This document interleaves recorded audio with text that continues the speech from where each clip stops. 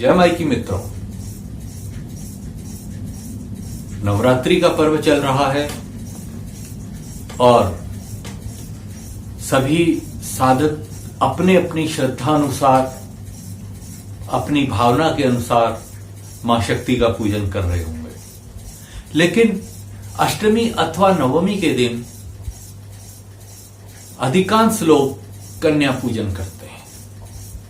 लेकिन कन्या पूजन कैसे किया जाए ताकि हमें मां की संपूर्ण कृपा प्राप्त हो, यह महत्वपूर्ण विषय है। कन्याएं किस उम्र की होनी चाहिए, कैसे उनका पूजन किया जाना चाहिए। पहली बात, कन्या पूजन में जो कन्याएं आमंत्रित की जाएं वो 8 से 9 वर्ष की अधिकतम हो, उससे कम उम्र की कन्याएं होनी चाहिए। दूसरी बात, जो कन्याएं आप बुलाएं उसमें सभी वर्णों की कन्याएं हों, उसमें ब्राह्मण, क्षत्रिय, वैश्य, शूद्र सभी वर्णों की कन्याएं उसमें अवश्य हों।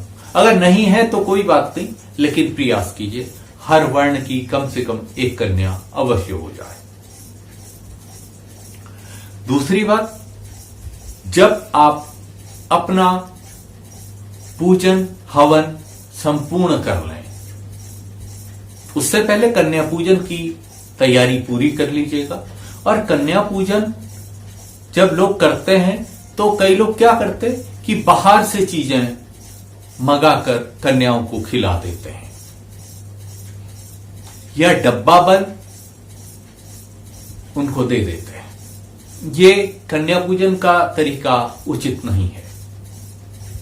आप जो कन्या पूजन हम करते हैं वो मां के स्वरूप को साक्षात मानकर किया जाता है।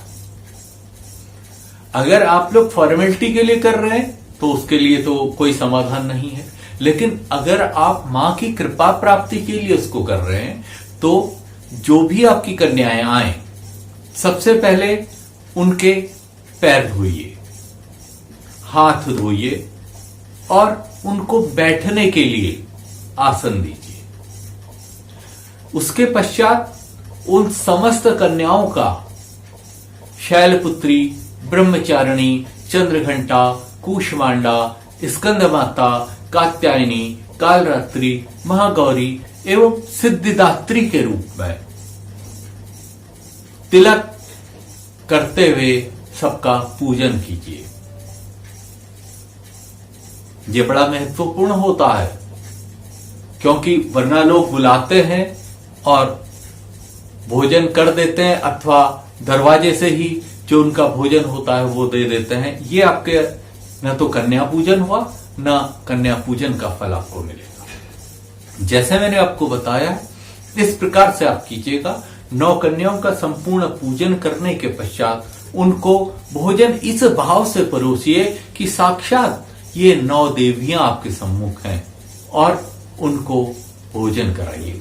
भोजन स्वादिष्ट और रुचिकर होना चाहिए, बहुत तीखा नहीं होना चाहिए, इस बात का ध्यान रखिए। और घर का बना हुआ भोजन ही प्रयोग करेंगे तो अच्छा है।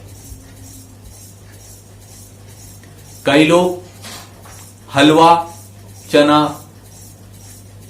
बना देते हैं, कई लोग बाहर का भोजन आलू, टमाटर और पूड़ी इत्यादि दे देते हैं। तो भोजन स्वादिष्ट होना चाहिए, बहुत गरिष्ठ नहीं होना चाहिए और उन देवियों को पसंद आना चाहिए। और उसके पश्चात जब वो समस्त देवियां भोजन कर लें तो उनके जूठे पत्तल उठा दीजिए, उनके हाथ वहीं पर धुलवाइए जहां पर वो बैठी हैं। एक व्यक्ति को अपने साथ रखिए, उनके हाथ वहीं पर धुलवाइए और हाथ धुलवाने के पश्चात उनको वहीं पर यथाशक्ति दक्षिणा दीजिए। उनके चरण छूकर उनसे आशीर्वाद स्वरूप पुष्प प्राप्त कीजिए। ये कन्या पूजन का प्रॉपर तरीका। आप इस विधान से जब कन्या पूजन करेंगे तो आप महसूस करेंगे कि आपको पूर्ण लाभ मिल रहा है। और यदि संभव है तो कन्याओं से प्रसाद स्वरूप और भी कुछ आप मांग सकते हैं। जैसी आपकी श्रद्धा हो उसके अनुरूप आप कन्या पूजन कीजिए। लेकिन हमारे यहाँ जो कन्या पूजन का विधान है वो कन्याओं को स्वयं देवी के रूप में मानते हुए पूजन करने का विधान है। इसीलिए जो कन्या पूजन आप करें बड़ा वैधानिक होना चाहिए और भावपूर्ण होना चाहिए। जितने भाव से आप करेंगे तो उतनी ही ज्यादा कृपा आपको प्राप्त होगी, क्योंकि भाव का भूखा हूं मैं, भाव ही सब सार है, भाव से मुझको भेजे तो भाव से बेड़ा पार है। और इसमें कई लोग कहेंगे भाव से ही हम सब कुछ कर लेते हैं, लेकिन भौतिक तृप्ति के लिए भौतिक रूप से उसकी पुष्टि भी करनी पड़ेगी।